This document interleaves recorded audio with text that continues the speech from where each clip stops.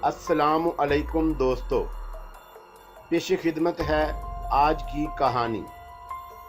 कहानी में आगे बढ़ने से पहले मेरी नए आने वाले दोस्तों से अपील है कि हमारे चैनल को सब्सक्राइब करें और बेल के आइकॉन को दबाकर ऑल नोटिफिकेशन ऑन कर दें ताकि हर आने वाली नई वीडियो का नोटिफिकेशन आपको बर वक्त मिल सके।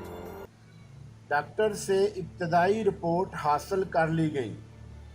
नूरन की दाईं टांग, इसलियाँ, बाएं बाजू की हड्डी टूट गई थी। जगह जगह गहरे जख्म आए थे। पेट में लोहे का एक टुकड़ा घुस गया था। और जो अगली बात डॉक्टर ने बताई वो उसके चाहने वालों के लिए इंतहाई तशवीशनाक थी। नूरन की रीढ़ की हड्डी टूट गई थी। उसका जिस्म बेजान हो गया। वो हरकत करने की ताकत खो गया। वो देख सकता था, बोलने की सलाहियत भी जाने कहाँ चली गई। वो जिंदा लाश बन गया, एक मफलूज जिस्म के साथ। अजहर खान और मिर्ज़ा फाजली एक तरफ अलग थलग खड़े थे। अजहर खान सोचों के गर्दाब में खोया हुआ था।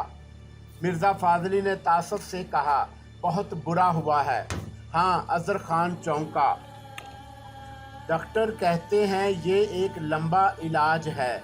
और फिर मिर्ज़ा फाजली कुछ कहते कहते रुक गया। फाजली, अजहर खान ने उसकी तरफ देखकर कहा। मिर्ज़ा फाजली ने पहली बार ऐसी घबराहट और खौफ अजहर खान के चेहरे पर देखा। जी हुक्म, मिर्ज़ा फाजली फ़ौरन बोला। वो आज रात उसे काबू करने के लिए अपना इल्म शुरू करने वाले थे।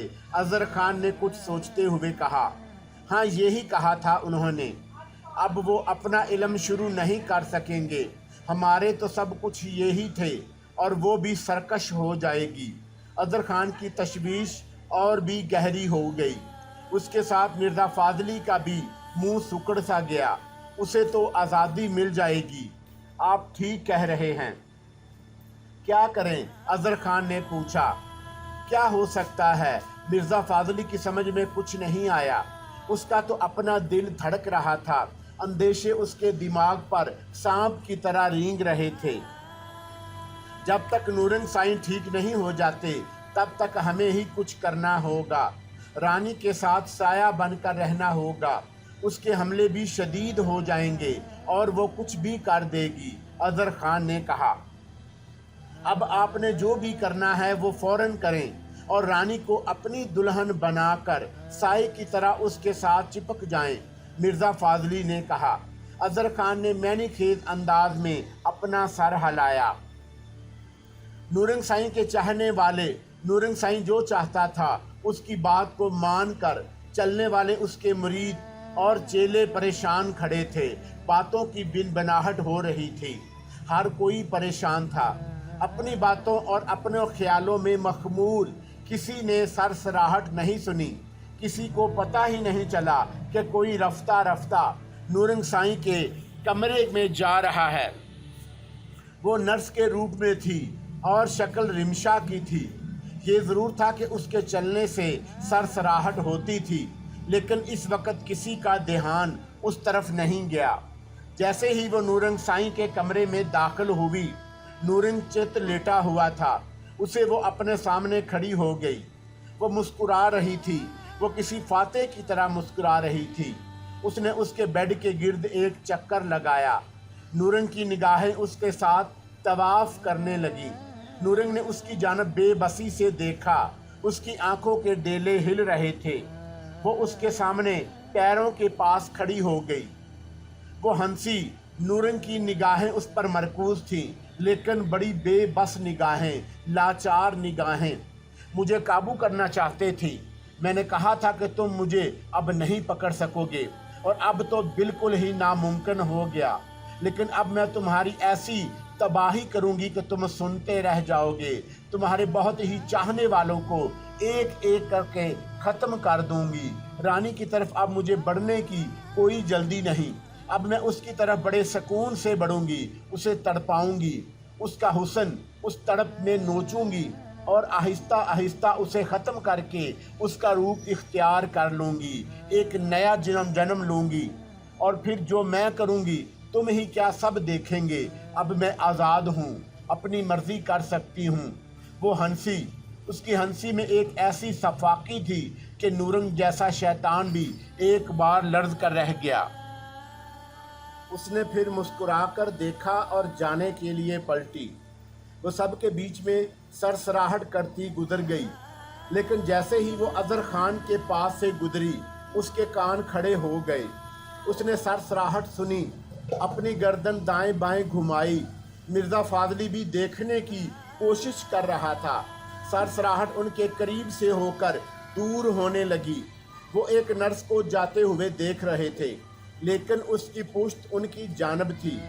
अचानक अजहर खान ने उसके पैरों की तरफ देखा। सरसराहट उसके पैरों से आ रही थी।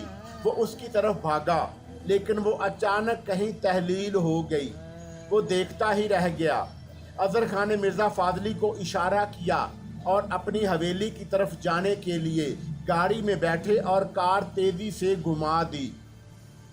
अजहर खान जल्दी से हवेली पहुंच जाना चाहता था। उसे रानी की फिक्र होने लगी। वो सोच रहा था कि अब वो उस सरकश का कैसे मुकाबला करेगा। वो अपनी गाड़ी दौड़ाए जा रहा था। कार की रफ्तार बढ़ती जा रही थी। कार जैसे ही हवेली के अहाते में दाखिल हुई, अजहर खान ने अपनी कार से बाहर निकला और भागने के अंदाज में दरवाजे की तरफ बढ़ा। सामने मारिया थी। उसने अजहर खान को इस इजलत में देखा तो मतहय्यर निगाहों से उसकी तरफ देखने लगी। क्या हुआ, रानी कहाँ है? अजहर खान ने पूछा। वो कमरे में है। वो तो ठीक है, अजहर खान ने पूछा। हाँ, मैं अभी अभी उसके पास से आ रही हूँ। वो बिल्कुल ठीक है, उसका खौफ दूर हो चुका है, मारिया ने बताया। मैं देखता हूँ, अजहर खान ने कहा और उसके कमरे की तरफ चला गया, जबकि मिर्ज़ा फाजली उसी जगह सर झुकाए खड़ा था। कमरे का दरवाज़ा जैसे ही खोला, रानी बेड पर नींद दराज थी। उसने फौरन दरवाजे की तरफ देखा और अजहर खान का चेहरा देखकर एक मुस्कुराहट अयां की। जवाब अजहर खान ने भी मुस्कुराहट अपने लबों पर बखेरी और उसके पास जाकर पूछा, कैसी हो? एकदम भली चंगी, रानी ने सरमासर मार कर कहा। हाँ, शक्ल से ही लग रही हूँ, अजहर खान ने कहा और फिर उसके पास ही बैठ गया। रानी, मैं बात वादे कर देना चाहता हूँ। मेरे मोहसिन नूरंग साईं हैं। उनके पास ऐसी ताकतें हैं कि जिनका कोई मुकाबला नहीं कर सकता। उनका हुक्म मेरे लिए सब कुछ होता है। तुम्हारी मुलाजमा रिमशा दरअसल इंसान नहीं थी। तो कौन थी वो? रानी ने चौंक कर पूछा। वो कुछ भी थी, लेकिन एक इंसान नहीं थी। वो इंसान के रूप में तुम्हारे साथ थी। अब वो तुम्हें और मुझे नुकसान पहुंचाना चाहती है। वो रूप बदल कर आती है। नूरंग साई एक ऐसे इल्म से उसे काबू करने ही वाले थे कि अचानक उनका एक्सीडेंट हो गया और वो मफलूज जिस्म के साथ अस्पताल पहुंच गए। रानी शशदर निगाहों से उसकी जानब देख रही थी। इस इंकशाफ ने उसकी हैरत दो चंद कर दी, जिसमें एक बार फिर सनसनी भर गई। वो एक ऐसी मखलूक के साथ रहती थी जो इंसान थी ही नहीं। उसने सोचा और फिर यकदम उसे वो सरिया याद आ गया जो मरोड़ कर उसने रख दिया था और फिर कहा था कि उसने डराने के लिए हथौड़े से ऐसा किया है। रानी ने झुरझुरी सी ली। अब क्या होगा? परेशानी की कोई बात नहीं, नूरंग साईं जल्द ठीक हो जाएंगे। तब तक तुम्हें एहतियात करनी होगी। एक बात हमेशा याद रखना, वो रिमशा जो कभी किसी रूप में होगी, जब भी चलेगी, फर्श हो, घास हो, कच्चा रास्ता हो, उसके चलने से उसकी पैरों से सरसराहट पैदा होगी। तब तुम चौकन्नी हो जाना, अजहर खान ने बताया। इस बात के मुनकशिफ होते ही रानी एक बार फिर चौंकी। उसने ऐसी सरसराहट कई बार अपने घर की खामोशी में सुनी थी। रात को अचानक आंख खुल जाने पर उसके कानों में वो सरसराहट पड़ती थी, लेकिन उसने हमेशा उसे अपना वहमो क्यास ही जाना। ओ खुदाया, सरसराहट तो मैं कई बार सुन चुकी हूँ अपने घर में, रानी ने कहा। मेरा ये सब तुम्हें बताने का मकसद ये था कि तुम डरने की बजाय होशियार और चौकन्नी हो जाओ। बाकी मैं तुम्हारे हिफाजत के लिए मौजूद हूँ। एक बात और कहना चाहता हूँ। वो क्या है? नूरंग साईं का कहना है कि हम दोनों की शादी हमारी जिंदगियों को बदल देगी, तब हर कामयाबी हमारे कदम चूमेगी। अजहर खान ने कहा, हम दोनों को वो दौलत मिलेगी जिसका तसव्वुर शायद कोई करे। मट्टी हाथ में लेंगे तो सोना बन जाएगा, सोना हाथ में आएगा तो नायाब हीरों का रूप इख्तियार कर जाएगा। ऐसा है तो फिर देर किस बात की, रानी ने फौरन कहा। कुछ दिन रुक जाओ, मारिया का सोच रहा हूँ। मारिया को तुम फारग क्यों नहीं कर देते? अगर हम दोनों की शादी में इतना फ़ायदा है, हमारे एक हो जाने से ऐसी कामयाबी है, तो फिर वक्त ज़ाया क्यों करते हो? रानी ने उसकी तरफ देखते हुए कहा। फारग करना आसान होता तो कब का ये काम हो चुका होता। उसका बाप बहुत बड़ा अप्रोच वाला है, तो उसे मार दो, रानी ने बिला तामल कहा। अजहर खान ने उसकी तरफ देखा और हैरान हुआ कि रानी को उसने हकीकत बताकर अच्छा ही किया। उसकी चाहत की आग और भी भड़क चुकी है। कुछ करना होगा, वो मैं कर दूंगा, तुम ख्याल रखना। अजहर, अच्छा किया कि तुमने मुझे सब कुछ बता दिया। मैं ऐसी कमज़ोर लड़की नहीं। डर हमारे अंदर होता है, लेकिन वक्त आने से पहले ही मैं हाथ पांव छोड़कर बैठ जाने वाली नहीं हूँ। मैं उसका मुकाबला करूँगी। मुझे तुमसे ऐसी ही उम्मीद थी।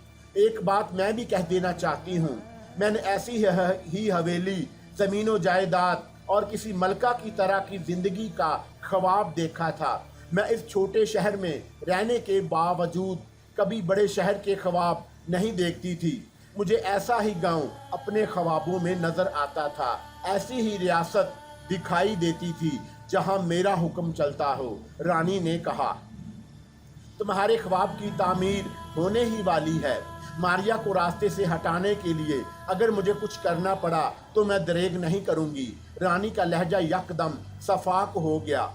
कुछ पाने के लिए किसी को खो देने की सोच हम दोनों की एक जैसी ही है। हम जिंदगी में कदम से कदम मिलाकर चलेंगे तो बहुत कुछ फतेह करने में कामयाब हो जाएंगे। अजहर खान उसकी जानब देखकर खुश हुआ।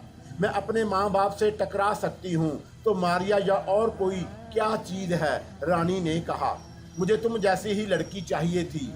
फिर इंतज़ार करते मारिया से शादी क्यों की? रानी ने कहा और उसकी जानब देखकर मुस्कुराई। उस गलती का तो अजाला कर रहा हूँ। अजहर ने कहा, तो फिर जल्दी करो, मैं तुम्हारे साथ हूँ। लेकिन मारिया जाएगी तो मैं उसकी जगह लूँगी। शराकत मुझे पसंद नहीं। खूब। अजहर खान ने उसकी तारीफी निगाहों से देखा और एक बार फिर होले से उसका हाथ दबाकर कमरे से बाहर निकल गया। रानी के चेहरे पर कोई मलाल नहीं था। वो पहले से भी ज्यादा मुतमिन दिखाई देने लगी। फहद ठीक वक्त उसी रेस्टोरेंट के बाहर पहुंच गया। उसने अच्छी पैंट और शर्ट पहन रखी थी। आंखों पर रंगीन चश्मा भी लगा रखा था। वो मतलाशी निगाहों से रानी को देख रहा था। उसे वहां खड़े 15 मिनट ही गुजरे थे कि किसी ने उसके अकब से कंधे को अपने हाथ से थपथपाया। उसने चौंक कर अपने पीछे खड़े एक शख्स की तरफ देखा। जी, फहद ने उसका जायजा लेते हुए कहा, आपको वो सामने बुला रहे हैं। उसने शाइस्तगी से कहा और सड़क की दूसरी जानब खड़ी एक स्याह कार की तरफ इशारा किया। फहद ने उसकी तरफ देखा और पूछा, कौन है वो? मैं नहीं जानता, मुझे तो कहा गया था कि मैं आपको बताऊं, उस आदमी ने कहा और आगे चला गया। फहद ने एक बार फिर कार की तरफ देखा। कार ही स्याह नहीं थी, उसके शीशे भी स्याह थे। अंदर कौन है दिखाई नहीं दे रहा था। अचानक फहद को ख्याल आया कि उस कार में रानी होगी। वो जल्दी से कार की जानब बढ़ा। यूं ही वो कार के बिल्कुल पास पहुंचकर हाथ बढ़ाकर दरवाज़ा खोलने ही वाला था कि वही दरवाज़ा खुला और अंदर से जमाल शाह नमूदार हुआ। आओ बैठ जाओ। जमाल शाह ने कार के पिछले दरवाजे की तरफ इशारा किया। आप? फहद ने उसकी तरफ देखते हुए पूछा। मैं बताता हूँ, जमाल शाह ने कहा और कार का पिछला दरवाज़ा खोल दिया। पीछे नसीर खान बैठा हुआ था। उसके हाथ में पिस्तौल थी जिसका रुख उसकी तरफ था, जबकि मलक रियाज कार की ड्राइविंग सीट पर विराजमान था। आप आराम से बैठ जाओ वरना कुछ भी हो जाएगा, जमाल शाह ने कहा। फहद परेशान हो गया। जमाल शाह का एक हाथ कोट की जेब में था। फहद भागने की कोशिश करता तो कुछ भी हो सकता था।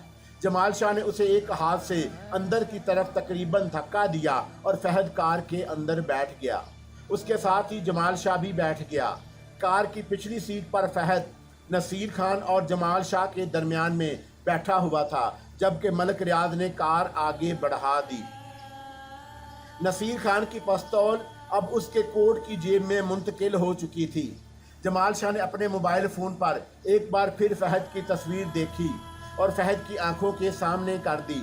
یہ تم ہی ہو؟ فہد نے تصویر دیکھی اور پوچھا، آپ کون لوگ ہیں اور کیا چاہتے ہیں؟ کچھ خاص نہیں چاہتے، بس کسی مناسب جگہ پر جا کر ہم آپ سے ایک دو باتیں کریں گے اور اپنی راہ ناپ لیں گے۔ نصیر خان نے کہا، میں پوچھ رہا ہوں آپ ہیں کون اور کیا چاہتے ہیں؟ فہد یکدم دونوں کی پرواہ کیے بغیر چیخ کر بولا۔ جمال شاہ اور نصیر خان نے اس کی طرف دیکھا اور جمال شاہ نے کہا، اپنا لہجہ دھیما رکھو، ابھی پتہ چل جاتا ہے کہ ہم کون ہیں اور کیا کرنا چاہتے ہیں۔ گاڑی روکو، فہد نے کہا، یہاں تم حکم چلانے کی کوشش مت کرو، جمال شاہ نے کہا اور نصیر خان نے اپنا پستول نکال کر اس کی کھوپڑی پر رکھ دیا۔ فہد پھر گھبرا گیا۔ جمال شاہ نے رسی نکالی اور اس کا ہاتھ پیچھے کی طرف باندھنے کی کوشش کی۔ فہد نے مزاحمت کی، لیکن نصیر خان کا درست لہجہ اور پستول کی چبھتی ہوئی نوک نے آگے فہد بے بس ہو گیا اور اس کے ہاتھ پیچھے کی طرف باندھ دیے گئے۔ کار ہائی وے روڈ پر دوڑنے لگی۔ اب کیا کرنا ہے؟ ملک ریاض نے پوچھا۔ کوئی ویران جگہ دیکھ کر کار روک لو، جمال شاہ نے دائیں بائیں دیکھتے ہوئے کہا۔ فہد خوفزدہ نگاہوں سے دیکھتے ہوئے سوچ رہا تھا کہ اس کے ساتھ اچھا نہیں ہونے والا۔ یہ لوگ یا تو رانی نے بھیجے ہیں یا پھر رانی کے گھر والوں کو اس کے بارے میں پتہ چل گیا ہے اور وہ اس کے ساتھ ایسا کر رہے ہیں۔ دور سے ہی وہی ویران مکان دکھائی دینے لگا تھا۔ ملک ریاض نے اس کی جانب دیکھا اور مسکراتے ہوئے کہا، اس مکان کا مہمان نہ بنا دیں اسے، جگہ تو اچھی ہے۔ نصیر خان نے بھی اس کی طرف دیکھا اور کہا۔ جمال شاہ بولا، یہ جگہ اچھی ہی نہیں بلکہ بہت ہی اچھی ہے، اس گھر میں رہ کر اچھا محسوس کرے گا، یہ نہ شور ہوگا نہ کوئی اسے ڈسٹرب کر سکے گا، بالکل پرسکون رہے گا۔ کیا خیال ہے؟ خیال برا نہیں ہے، نصیر خان نے کہا۔ فہد نے اس مکان کی طرف دیکھا اور خوف اس کے چہرے سے مترشح ہونے لگا۔ جب وہ رانی کے ساتھ اس مکان سے باہر آیا تو کیا ہوا تھا؟ سب کچھ اس کی آنکھوں کے سامنے گھوم گیا تھا۔ وہ مضطرب ہو گیا۔ نہیں، مجھے اس جگہ نہیں جانا۔ تم لوگ کیا چاہتے ہو؟ بتاؤ، مجھے اغوا کرنے کا پیسہ چاہتے ہو؟ میں منگوا کر دیتا ہوں۔ فہد بے چین ہو کر بولا، مجھے چھوڑ دو، مجھے جانے دو، میں جانا چاہتا ہوں۔ پیسوں کے لیے یہ سب کون گدا کر رہا ہے؟ ہم دوستوں کے دوست ہیں، دوستی میں یہ سب ہو رہا ہے، ملک ریاض نے کہا اور تینوں کے کہکے کار میں گونج اٹھے۔ ان کے کہکوں میں فہد کا خوف عیاں تھا۔ کار کچے میں اتر گئی اور پھر دائیں بائیں ہوتی ویران مکان کی طرف جانے لگی اور پھر لکڑی کے ٹوٹے ہوئے دروازے کے پاس رک گئی۔ تینوں کار میں ہی بیٹھے مکان کا باہر سے جائزہ لے رہے تھے، جبکہ فہد خوفزدہ آنکھیں چرا رہا تھا اور بھاگنے کے لیے راستہ دیکھ رہا تھا، لیکن بھاگنا مشکل تھا۔ ایک بوجھل سی فضا تھی۔ سب سے پہلے ملک ریاض باہر نکلا، اس کی نگاہیں مکان کے اوپر جمی ہوئی تھیں۔ پھر جمال شاہ باہر نکلا اور نصیر خان نے باہر نکلتے ہی دور تک کا جائزہ لیا۔ فہد اندر کار میں بیٹھا ہوا تھا۔ دائیں بائیں دروازے کے ساتھ لگ کر جمال شاہ اور نصیر خان کھڑے تھے۔ ایک عجیب بھاری پن تھا، خود بخود خوف ہوا کی شکل میں جسم میں سرایت کر رہا تھا، سکوت میں جیسے کوئی دبی چیخوں کے ساتھ چیخ رہا ہو۔ ملک ریاض آگے بڑھا اور چلتا ہوا اس مکان کے مین دروازے تک چلا گیا۔ ملک ریاض نے جیسے ہی مین دروازے کو ہاتھ لگایا وہ کھل گیا۔ ملک ریاض نے جیسے ہی دروازے کو اندر کی طرف اور دھکیلا، دروازے کے قبضوں میں زنگ کی وجہ سے آواز پیدا ہوئی۔ دروازہ کھلا۔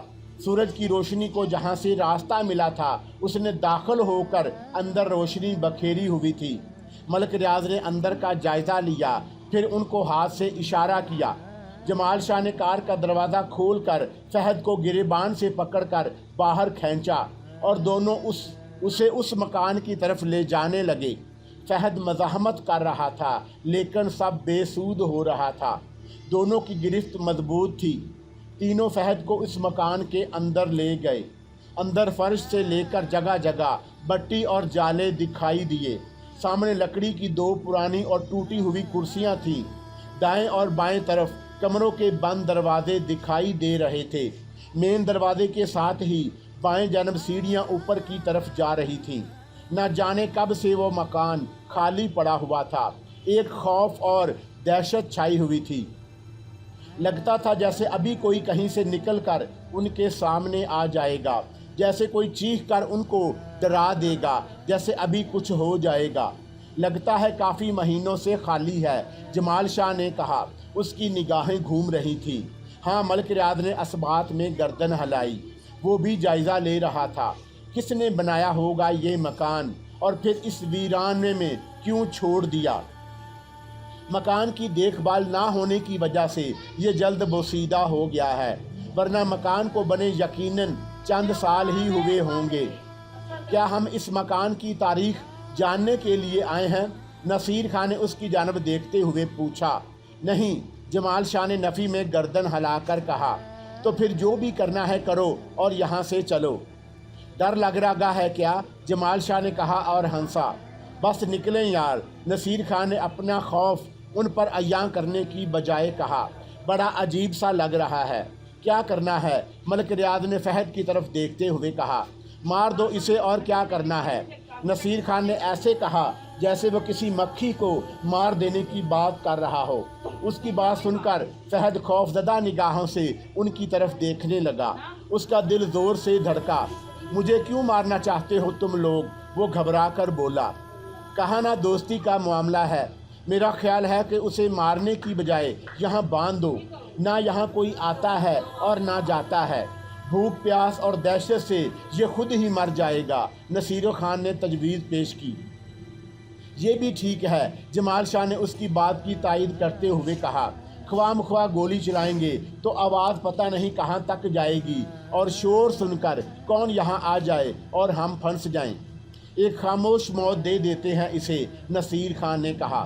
جلدی کرو پھر، ملک ریاض نے کہا اور دائیں بائیں یہ دیکھنے لگا کہ فہد کو کہاں باندھا جائے۔ جبکہ فہد ان تینوں کے چہروں کو بار بار دیکھ رہا تھا، وہ بہت خوف زدہ ہو گیا۔ اسے اپنی سانس اور دل کی دھڑکن رکتی ہوئی محسوس ہونے لگی۔ وہ بھاگ جانا چاہتا تھا، شور مچا دینا چاہتا تھا تاکہ کوئی اس کی مدد کو آ پہنچے، لیکن اس ویران جگہ پر اس کی آواز کہاں تک جا سکتی تھی؟ دیکھو میرے ساتھ تم لوگوں کی کیا دشمنی ہے، فہد نے کہا۔ میرا جرم کیا ہے؟ میں نے کیا کیا ہے؟ تم ہمارے پیارے دوست اظہر خان کی چاہت کو پسند کرتے ہو، یہ تمہارا بہت بڑا اور ناقابل معافی جرم ہے، نصیر خان نے کہا۔ کون اظہر خان؟ اس نے تینوں کی طرف باری باری دیکھا۔ اسے نہیں جانتے؟ ملک ریاض نے پوچھا۔ میں اس کا نام پہلی بار سن رہا ہوں، فہد نے لاچاری سے کہا۔ چلو بتا دیتے ہیں، رانی کو جانتے ہو؟ ملک ریاض نے اس کی طرف دیکھتے ہوئے پوچھا۔ رانی؟ وہ بڑبڑایا۔ رانی سے شادی کرنے والا ہے ہمارا دوست، اور تم اس رانی کے جنونی عاشق بن کر سامنے آئے ہو۔ تمہارا جنون تمہاری موت کے ساتھ ختم ہو جائے گا، ملک ریاض نے کہا۔ پھر اگلے جنم میں تجھے کوئی اور رانی مل جائے گی، جمال شاہ نے کہا، اور وہ تینوں ہنسے۔ ان کے کہکے خالی مکان میں گونج رہے تھے۔ دیکھو میرے ساتھ ایسا مت کرو، میں رانی سے سچا عشق کرتا ہوں، فہد نے خوف اور گھبراہٹ سے کہا۔ چپ، نصیر خان نے سیخ پا ہو کر اسے ڈانٹ دیا۔ اس کی آواز نے جیسے پورے مکان کو ہلا دیا ہو۔ فہد اسی جگہ سہم کر اس کی طرف دیکھنے لگا۔ نصیر خان کی آنکھیں اس پر مرکوز تھیں۔ خبردار جو اب تم نے کوئی لفظ منہ سے نکالا۔ اسی اثنا میں ریاض احمد نے ایک کمرے کا دروازہ کھولا اور جھانک کر دروازہ بند کر دیا۔ اس نے جمال شاہ کو اشارہ کیا اور باہر چلا گیا۔ جب وہ واپس آیا تو اس کے ہاتھ میں ایک رسی اور کپڑا تھا۔ تینوں نے مزاحمت کرتے اور چیختے چلاتے شور مچاتے فہد کی ٹانگیں پیر باندھ دیے، منہ میں کپڑا ٹھونس دیا، ہاتھوں کو اور بھی مضبوطی سے کس دیا۔ फहद के मुंह से आवाज निकलना बंद हो गई, हिलना भी मुश्किल हो गया। वो जमीन पर लेटा हुआ था, उसके कपड़े मिट्टी से भर गए। फिर तीनों ने उसे उठाया, उस कमरे के अंदर फर्श पर लेटाकर दरवाजा बंद कर दिया। तीनों हंसते हुए उस मकान से बाहर निकल गए। उस कमरे की हर खिड़की बंद थी, जहां कहीं कोई सुराख था। वहां से धूप और रोशनी की लकीरें अंदर आ रही थीं, जिन्होंने कमरे के अंधेरे को मादूम करने की अपनी सी कोशिश की हुई थी। मजबूती से बंधा हुआ फहद हिल रहा था, बोलने और चीखने की कोशिश कर रहा था। उस खौफनाक जगह से भाग जाना चाहता था, लेकिन ऐसा करना उसके लिए नामुमकिन था। वो बेबस लाचार अपनी तरफ रेंगती हुई मौत को देखने लगा। खौफ और दहशत के साए कीड़ों की तरह उसके जिस्म में दौड़ने लगे, जबकि वो तीनों अपनी कार में बैठकर हंसते हुए अपने सफर की तरफ रवां दवां थे। अदर खान को जमाल शाह ने इत्तला दे दी कि फहद को सजा भी दे दी है और उसे एक ऐसी मौत की तरफ रवाना कर दिया है जिसमें वो लम्हा बे लम्हा अपनी ज़िंदगी को ख़त्म होता हुआ देखेगा। अदर खान ने मज़ीद तफसील जानने की कोशिश नहीं की थी। उसे अपने दोस्तों पर एतमाद था। और फिर वो उस वक़्त एक कार उस तरफ आई। उसके पीछे एक और कार थी जो उसके मुहाफ़िज़ों की थी, जबकि मज़र खान की कार में भी उसके मुहाफ़िज़ बैठे हुए थे। उस जगह से गुजरने के लिए उसे खसूसी एहतियात करना पड़ी, क्योंकि उस गांव की तरफ जाने वाला वो वाहिद रास्ता था, जबकि मज़र खान अपने असर शौक से दूसरी तरफ भी रास्ता बनाने की तगोदो में था। इस काम में अज़र खान बस पर्दा रुकावट बना हुआ था। मिर्ज़ा फाजली अपने 2 आदमियों के साथ खुद भी बाग में मौजूद था, और ऐसी जगह था जहां से सड़क उनकी निगाह में थी और वो खुद दरख्तों का हिस्सा बने हुए थे। अज़र खान और मारिया चहलकदमी करने लगे। अज़र खान उसे अपने बागों के बारे में बता रहा था। वक़्त आहिस्ता आहिस्ता गुजर रहा था। अचानक दूर दूर उड़ाती एक कार उस तरफ आई। उसके पीछे एक और कार थी जो उसके मुहाफ़िज़ों की थी, जबकि मज़र खान की कार में भी उसके मुहाफ़िज़ बैठे हुए थे। उस जगह से गुजरने के लिए उसे खसूसी एहतियात करनी पड़ती थी, क्योंकि उस गांव की तरफ जाने वाला वो वाहिद रास्ता था, जबकि मज़र खान अपने असर रसूख से दूसरी तरफ भी रास्ता बनाने की तगोदू में था। इस काम में अज़र खान पसे पर्दा रुकावट बना हुआ था। अज़र खान की जेब में रखा हुआ मोबाइल फ़ोन में सरसराहट हुई। वो मिर्ज़ा फादली ने बेल दी थी। इसका मतलब था कि काम शुरू होने वाला है। आओ मैं तुम्हें बाग का दूसरा हिस्सा दिखाऊं, अज़र खान ने कहा और मारिया का हाथ पकड़कर उसे दूसरी तरफ ले गया। दोनों सड़क से आगे निकल गए। एक बात पूछूं, मारिया ने चलते हुए कहा। हाँ पूछो, अज़र खान ने कहा। आज क्या बात है जो आप मुझे यहाँ ले आए हैं? अज़र खान ने उसकी तरफ देखा और मुस्कुराकर कहा, इसमें क्या बात हो सकती है? बहुत अरसा पहले आप मुझे अपने साथ कहीं लेकर गए थे, मारिया ने कहा। काम में मसरूफ रहने की वजह से ऐसा होता था। अब एहसास होने लगा कि तुम्हें भी वक्त देने की ज़रूरत है, अज़र खान ने कहा, इसलिए आज तुम्हें मैं यहाँ ले आया हूँ। अचानक एक गोली चलने की आवाज़ आई। मारिया और अज़र खान के कदम उसी जगह रुक गए और उनकी गर्दनें उस जानब घूम गईं जिस तरफ से गोली चलने की आवाज़ आई थी। उसके बाद मुसलसल 3 फायर हुए और फिर जैसे गोलियों की बौछार हो गई। चलो, मुझे लगता है कि मज़र खान के आदमियों ने हमला कर दिया है। अज़र खान ने मारिया का हाथ पकड़ा और एक तरफ भागने लगा, तो एक गोली उनसे कुछ ही फासले पर लगी। मारिया की डर कर चीख निकल गई। अज़र खान ने आनन फानन अपना रिवाल्वर निकाल लिया और मारिया को फिर आगे लेकर चल पड़ा। यकदम दूसरी गोली फिर उनसे कुछ ही फासले पर लगी। मिर्ज़ा फादली के आदमी छुपकर फायर कर रहे थे, तो मिर्ज़ा फादली पास ही छुपकर अज़र खान और मारिया की तरफ फायर कर रहा था। 2 फायर करने के बाद मिर्ज़ा फादली ने वो जगह छोड़ दी और बाग के बीचों बीच वापस जाने के लिए दौड़ लगा दी, जबकि उसके आदमी भी फायर में कमी करते हुए निकलने की तैयारी में थे। इस मौका से फ़ायदा उठाते हुए अजहर खान ने अपना रिवाल्वर और मारिया के माथे पर रख दिया। जैसे ही उसने रिवाल्वर उसके पेट पर रखा, उसने मुतहय्यर निगाहों से अजहर खान की तरफ देखा। अजहर खान की आंखें सुर्ख और चेहरा सफाकी की तस्वीर बना हुआ था। ये क्या? मारिया की खौफजदा आवाज़ निकली।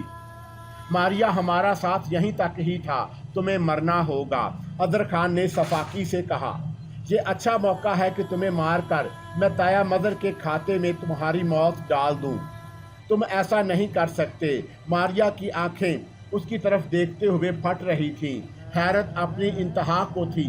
अजहर, तुम्हें क्या हो गया है? खुदा हाफिज, अजहर खान ने कहा और रिवाल्वर का ट्राइगर दबाने ही वाला था कि मारिया ने हिम्मत की और पूरी कुव्वत से पलक झपकते अजहर खान के सीने पर अपने दोनों हाथों को जमा कर धक्का दिया कि अजहर खान, जिसे ऐसी तवक्का नहीं थी, वो पीछे की तरफ गिरा और उसका सर किसी सख्त चीज से जा टकराया। एक लम्हे के लिए तो उसकी आंखों के आगे अंधेरा छा गया। मारिया ने एक तरफ दौड़ लगा दी। गोलियां चलना बंद हो गईं। अजहर खान फिर उठा और मारिया के पीछे भागा। मारिया बाग में दरख्तों के बीचों बीच भाग रही थी। अजहर खान उसके ताक़ुब में था, लेकिन दरख्तों में उसे तलाश करना आसान नहीं था। मारिया का बच जाना अजहर खान के लिए मुश्किल खड़ी कर सकता था। उसका सारा मंसूबा नाकाम हो सकता था। इसलिए हर मुमकिन मारिया को मारना बहुत ही ज़रूरी था। मारिया भागती जा रही थी। अजहर खान उसके पीछे था, जबकि मदर खान के आदमी बाग में तलाश करते हुए अजहर खान की कार तक पहुंच गए थे और वो ये सोच रहे थे कि क्या करें। मारिया भागती हुई अचानक गिर गई। मारिया के गिरते ही उसकी कलाबाजी पड़ी और वो गड्ढे में चली गई, जिसके इर्द गिर्द दरख्त थे। मारिया अभी गड्ढे से बाहर निकलने के लिए उठी ही थी कि अचानक पीछे से किसी ने मारिया को दबोचते हुए उसके मुंह पर हाथ रख लिया। ठीक उस वक्त अजहर खान उससे कुछ फासले पर आ गया। वो मतलाशी निगाहों से देख रहा था।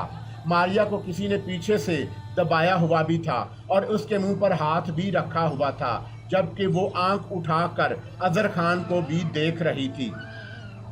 इस सूरत हाल में ना तो वो मज़ाहमत कर सकती थी कि उसे किसने पकड़ा है और ना ही वो घड़े से बाहर निकलने की कोशिश कर सकती थी।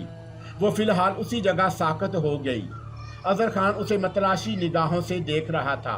अचानक एक गोली अजहर खान की तरफ आई और 1 फुट के फासले पर एक तने को जा लगी।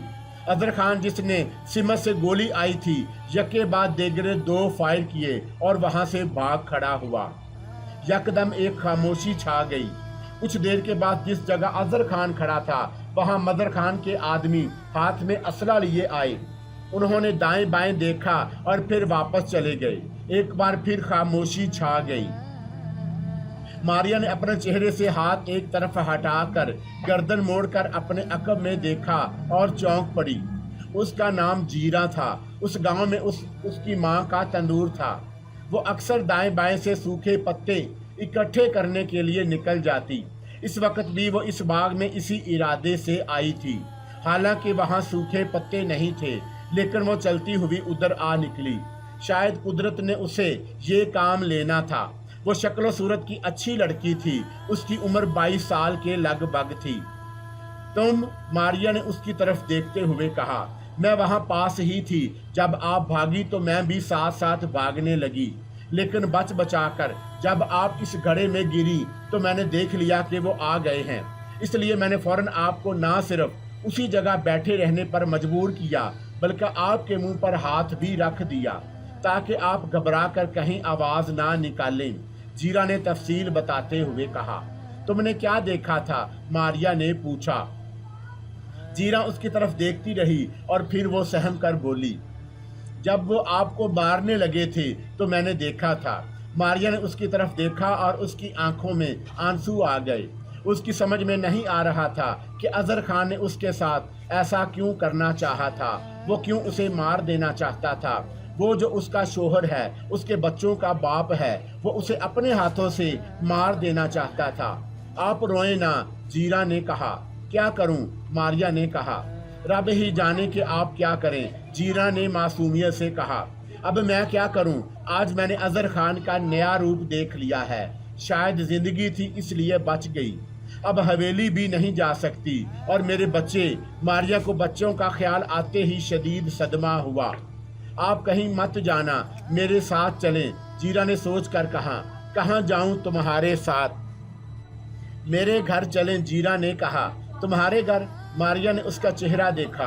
हाँ जी, मेरे घर में मेरी एक माँ है और मैं हूँ। जब मेरी माँ बीमार हुई थी तो आपने इलाज के लिए पैसे दिए थे। आपका एहसान उतारने का हमें भी मौका मिल जाएगा। पूरे गांव में एक हमारा घर ऐसा है जहां आपको पनाह मिल सकती है, वरना सब तो चौधरी अजहर खान के बंदे हैं, जीरा ने कहा। वो ठीक कह रही थी। मारिया ने सोचा उसके सिवा और कोई चारा नहीं कि वो उसके साथ उस घर चली जाए और वहां पनाह ले ले। वो अभी इस गांव से निकलकर कहीं जा भी नहीं सकती थी। अजहर खान ने तो अपने आदमियों को इसके बारे में शायद आगाह भी कर दिया हो। उसकी हकीकत मारिया पर मुनकशिफ हो चुकी थी। वो मारिया को उसके बाप तक पहुंचने से कबल मार देगा और मारिया उस घर में रहकर ही किसी तरीके से अपने बाप के साथ राब्ता कर सकती थी। फौरी तौर पर मारिया के बाप से राब्ता करना भी मुमकिन नहीं था क्योंकि मोबाइल फ़ोन उसके पास नहीं था। लेकिन मेरा किसी को पता ना चले कि मैं तुम्हारे घर हूँ। मुझे वहाँ रहकर किसी तरह से अपने अब्बा के साथ राब्ता करना है, मारिया ने ताकीद की। किसी को पता नहीं चलेगा, जीरा ने कहा। चलो चलें, मारिया ने उठने की कोशिश की। अभी रुक जाएं। क्यों? अंधेरा हो जाने दें, फिर यहाँ से निकलेंगे। यहाँ के चप्पे चप्पे से मैं वाकिफ हूँ। आपको अपने घर तक हिफाजत से ले जाऊंगी।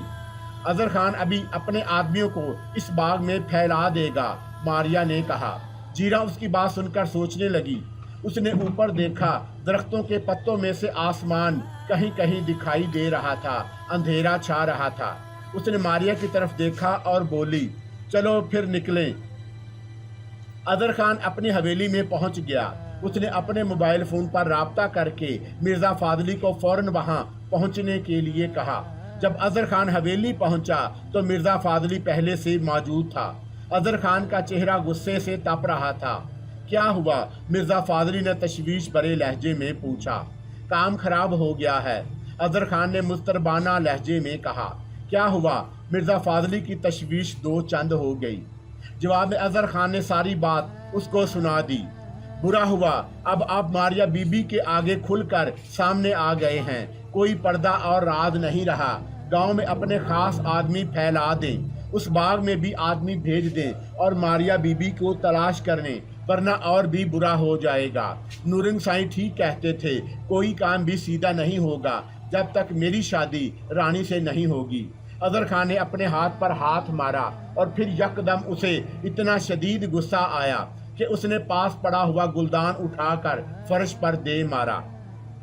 मिर्ज़ा फादली ने फौरन फ़ोन मिलाया और अपने एक ख़ास आदमी को मतला किया कि मदर खान के साथ झड़प में मारिया बीबी को उसके आदमियों ने अगवा कर लिया है या फिर वो खौफ से कहीं छुप गई है। उसे तलाश भी किया जाए, जहां भी मिले उसे राजदारी से हवेली पहुंचा दिया जाए। इसके अलावा ये बात किसी के कान में ना पड़े, मारिया बीबी को जैसे भी तलाश करना है उसे तलाश करो। वो अजहर खान का ख़ास आदमी था। उसने बड़ी राजदारी से और अपने आदमी पूरे गांव के रास्ते में और बाग में तलाश के लिए फैला दिए। मिर्ज़ा अगर मारिया का राब्ता उसके बाप से हो गया तो उस गांव से बाहर जाने में कामयाब हो गई तो फिर एक नई जंग शुरू हो जाएगी। अजहर खान ने कहा। उसका गुस्सा कम नहीं हुआ था। मैं पूरे गांव में उस पर नज़र रखूंगा अपने तरीके से, मिर्ज़ा फादली ने कहा। आप फिक्र ना करें, ठीक हो जाएगा। इस बात का इल्म रानी को ना हो। ठीक उसी वक्त रानी, जो कि दरवाजे के साथ लग कर खड़ी थी, उनके सामने आ गई और मतानत से बोली, मुझे पता क्यों ना चले, क्या मैं अब इस हवेली का हिस्सा नहीं हूँ? मुझसे अब भी बातें छुपाई जाएंगी? मेरा मतलब ये नहीं था, अजहर खान ने फौरन कहा। अब हम एक हैं, हमें जो भी करना होगा एक सोच के साथ करना होगा। गांव में बंदे फैलाए हैं तो उनके कानों में ये बात भी डालें कि मारिया मदर खान के साथ मिली हुई है। ये पता चलने पर वो कहीं गांव में रूपोश हो गई है। वो बदर खान के साथ मिलकर अजहर खान को ख़त्म करना चाहती है, रानी ने कहा। और फिर बोली, ये बात गांव की खास औरतों को भी बताएं और उन्हें ताकीद कर दें कि वो घरों में जाकर नज़र रखें کہ وہ کہیں آس پاس ہی چھپی ہوئی تو نہیں، جب بات بگڑ ہی گئی ہے تو اسے اور بھی بگاڑ دیں۔ رانی کی بات سن کر اظہر خان اور مرزا فاضلی اسے حیرت سے دیکھنے لگے۔ رانی نے انہیں ایک نیا راستہ دکھایا تھا۔ اظہر خان اور مرزا فاضلی ایک ساتھ مسکرائے۔ کمال ہے، آپ نے ایک نیا راستہ دکھا دیا ہے، مرزا فاضلی خوش ہو کر بولا۔